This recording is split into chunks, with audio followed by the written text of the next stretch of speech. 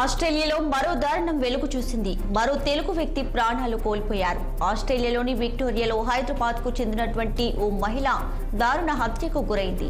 Road సమీపంలో ఉన్న ఓ చెత్త డబ్బాలో చైతన్య మాదిగన్ ఎలియాస్ శ్వేత అనే హైదరాబాదీ మహిళ మృతదేహాన్ని గుర్తించారు.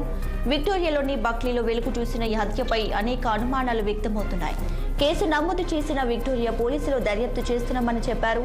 ఇక మహిళను హత్య చేసి నిందితుడు విదేశాలకు పారిపోయి ఉండొచ్చని పోలీసులు అనుమానాన్ని వ్యక్తం చేస్తున్నారు. కాగా ఆస్ట్రేలియా మిర్కావే పాయింట్ కుక్ లోని చిరునామాలో హత్యకు గురైన మహిళ నివాసం ఉండేదని వెల్లడించారు.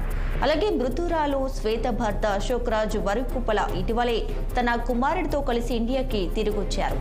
అంతలోనే ఈ విషాద ఘటన చోటు చేసుకుంది.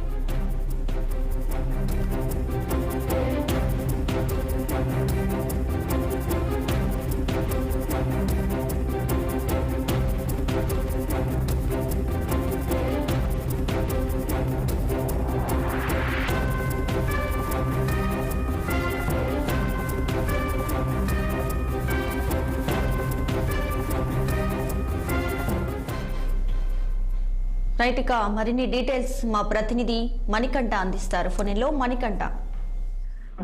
ఏదైతే గత కొన్ని రోజులుగా అయితే భారతీయుల మీద అయితే వేరే ఇతర జరుగుతున్నాయని చెప్పుకోవచ్చు. అటు న్యూయార్క్ కానీ అటు యుఎస్ఏ కానీ అటు వేరే దేశాల్లో కూడా దాడులు అయితే గట్టిగానే జరుగుతున్నాయని చెప్పుకోవచ్చు. తాజాగా ఏఎస్ఆర్ నగర్ లో అయితే ఒక ఆమెనైతే ఏఎస్ఆర్ నగర్ లో నివసించే ఒక ఆమె యుఎస్ లో అయితే మరి అది అయితే మర్డర్ చేసి ఒక రోడ్డు పక్కన డస్ట్బిన్ లో పెట్టడం అనేది ఒక సంచలనంగా అయితే మారిందని చెప్పుకుంటున్నారు.